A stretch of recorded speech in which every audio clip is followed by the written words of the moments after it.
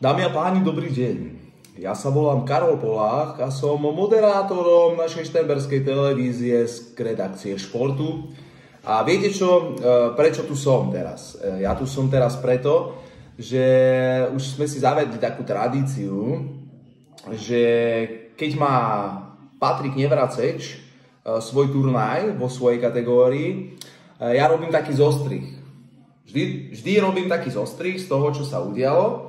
Ale dnes bol turnaj, kde ja som bol tam. Hej. Možno sa teraz čudujete, že hovorím ako Gábor Borároš, lebo bol som tam, on je taký Maďaroslovák, ja nie som úplne Maďaroslovák, ja som Karol Polák. A Karol Polák je hviezda naša jasná. A čo by sme neurobili pre spokojnosť našich divákov? Lebo ja som bol tam, kde bol on dnes, ale bol som na turnáji kategórie U10 v Olšanoch pri Prostejove. Tak by som vás teraz možno rád zoznámil s tým, čo udialo sa dnes tam, kde ja som bol. Lebo ja som bol tam, kde boli aj oni a tiež sa tam hral aj futbal. A v našej kategórii bolo 7 manšaftov. Iba pre zrovnanie.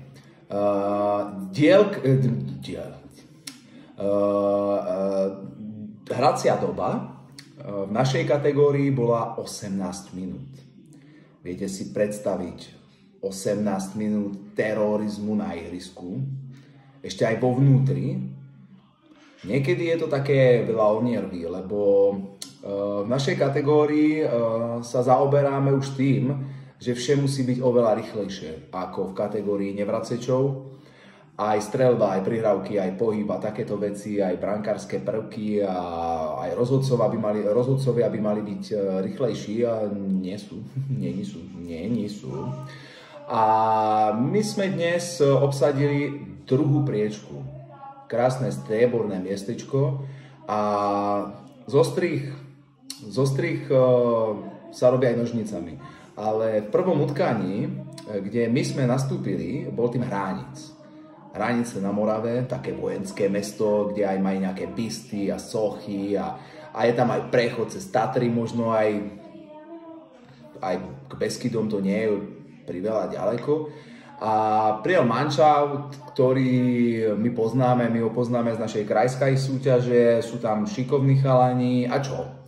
Tak sme prišli, prvý zápas, raz, dva, 3-0 po nejakých 8 minútkach. Potom sme urobili rubicu, dostali sme gól na 3-1 a naši chlapci potom boli takí akýsi rozvrkočení, ako čo sa deje, 6 minút do konca, my vedieme 3-1 a už toto nejak doklopeme. No ale oni klopali, že možno aj mohlo byť dramatizované, ale našťastí mali sme v tomto utkaní v bráne Friboviča, Eržoviča, ktorý pochytal, aj rozohrával a makal. A pokud si dobre pamätám, prvý gól strelil Tomáško Zemanko, druhú branku pridal Aďa Martinku a tretiu branku už neviem, kto ani strelil. A niekto to bol, lebo 3-1 je 3-1, ale góly boli dobré. A v druhom utkaní bola taká veľká neznáma pre nás, bolo to FK Dosta Bystrc. Keď sa povie Dosta Bystrc, kam by ste to strčili? Ja neviem, možno Dosta Bystrc, taká priprtkavka pri Brne, taká mestská časť Brna, tam kde si nahor, možno hore, aj myslím, že to je hore. A chlapci boli takí zelení, vyzerali ako keby slávili Deň svätého Petrika, možno niekde v Írsku, ale boli aj takí prtkaví, rýchli boli a boli takí vytiahli, hej? Že keby ste porovnali Bolka Polievku a vedľa neho ste dali Arnošta Lustiga, tak také podobné to bolo.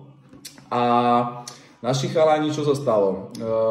Vyťanko Hrubovko, ten zrobil takú hrubičku, lebo on dostal loptičku, ktorú mal iba posunúť do kraja, neposunul, pribrzdil to, dva borci ku nemu, on ich vyklopal a borci, akí boli vyklopaní aj s loptou, prišli gól. Dobre. 1-0 prehrávame, nič sa nedieje, ideme ďalej. Kopeme. Pri rohovej zastávke máme loptu. Kopeme roh a čo?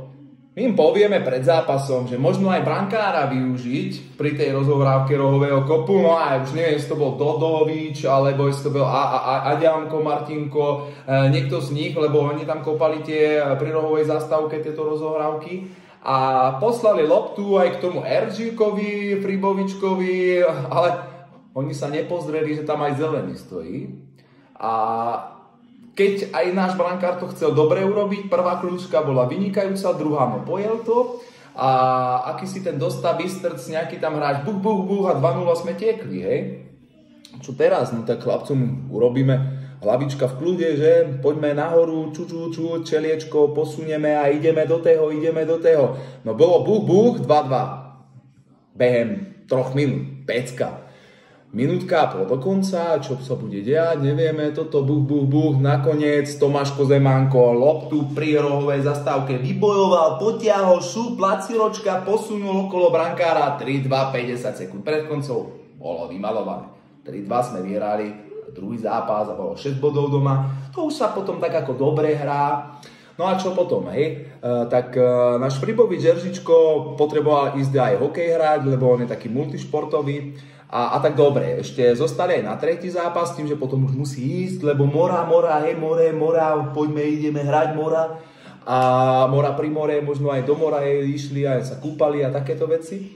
No a tak sme mali Adamka Gáborka ako takú rezervičku do našej branočky, tak tretí zápas SK Sigma Hodovaný, také pamätáme si, hej, v minulosti hrávali sme s nimi, také lopatičky to boli väčšinu. No a tak oni hrali, dali sme im 8-0, dobre to bolo, aj Adamko zachytal perfektno, rozohrávočky boli skvelé, všetko bolo dobre nalajnované. No teraz Fribovič Jeržičko musel odišiel do Riti, my sme mali 3 zápasy prestávku, niektorí išli na obed, niektorí ostali.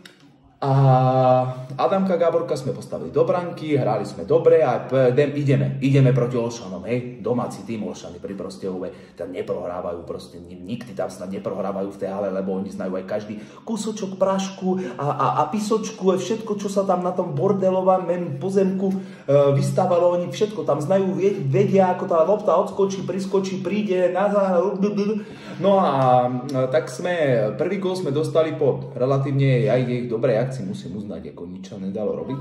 A chlapci bojovali stále, išli do toho poplnom. A Adamko potom urobil 2 také chyby, za ktoré aj za guliska by som ho povesil, keby to nebol on. Ale to sa stáva, hej. Keď mu hovoríme, toto nerob takto, on si to neporobí, on miesto toho, aby loptu hádzal vzduchom, tak tam aj kuželky chcel poplácať, lebo ich trafoval, oni ho trafovali naspäť, že aj do sieťky.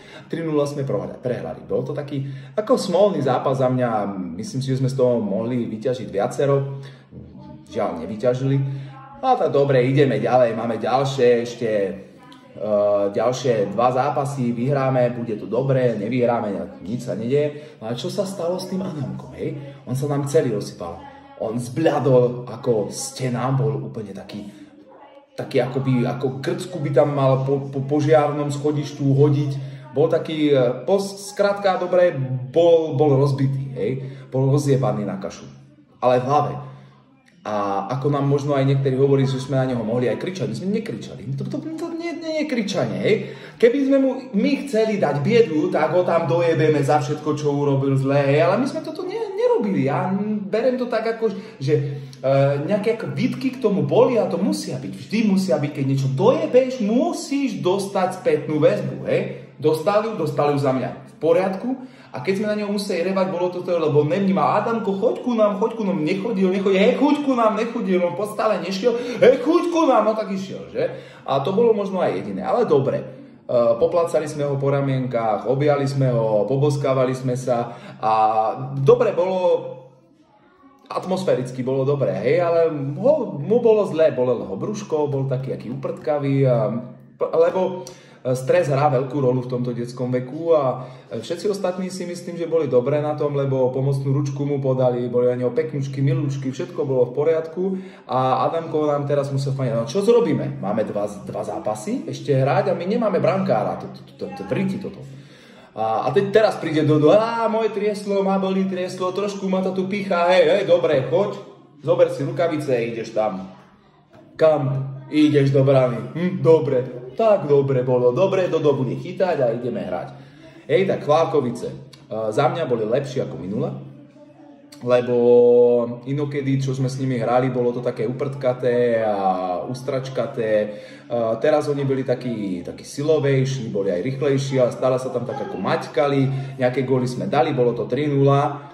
A musím teraz vyzdvihnúť robotu chlapcov na stredu ihriska, hej? Lebo súboje postupovali dobre, bol tam aj jeden faulík. A z toho priamého kopu, vieme, hej? Máme chalanov, ktorí majú dobrú kopaciu techniku.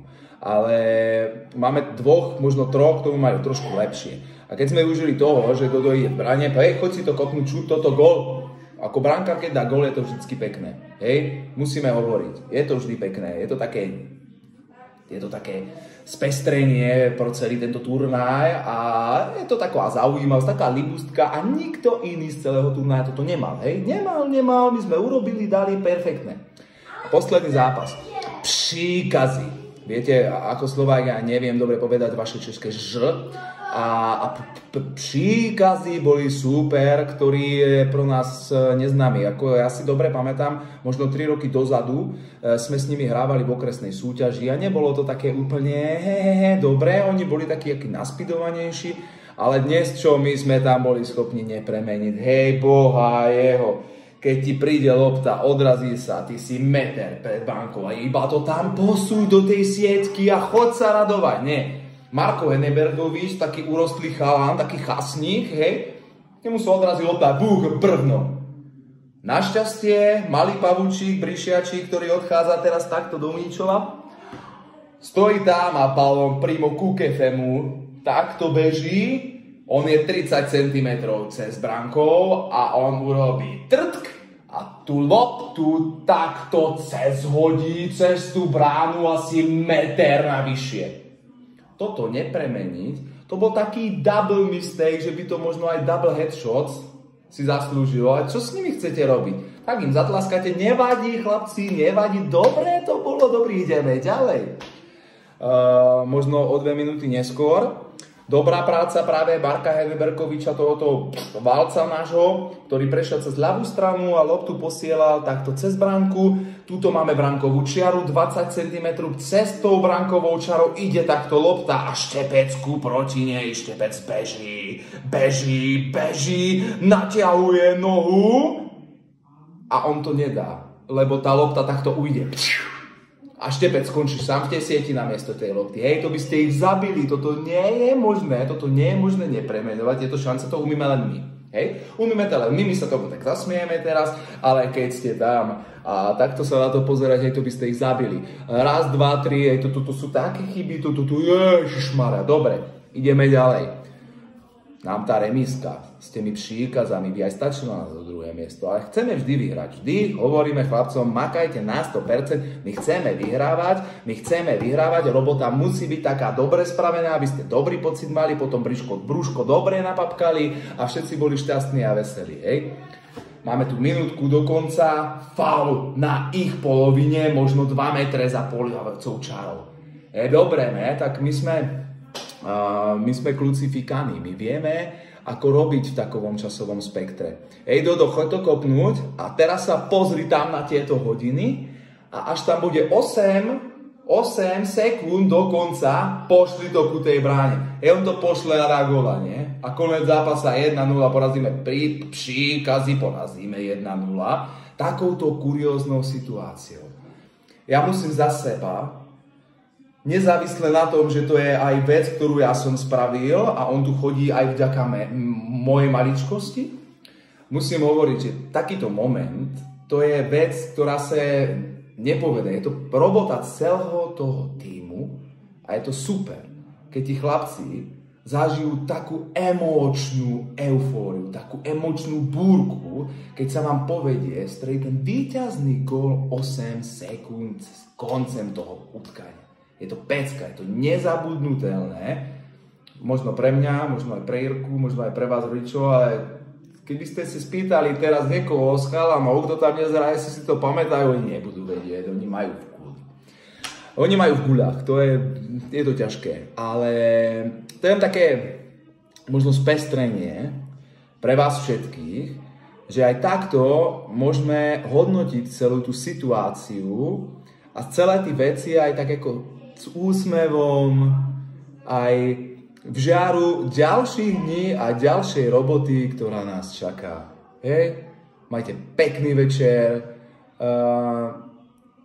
len dobré jedlo, papkať teraz na večeru. Kto bude mieť niečo, kde je veľa tuku, zítra sa bude sprevádzať. Dovidenia.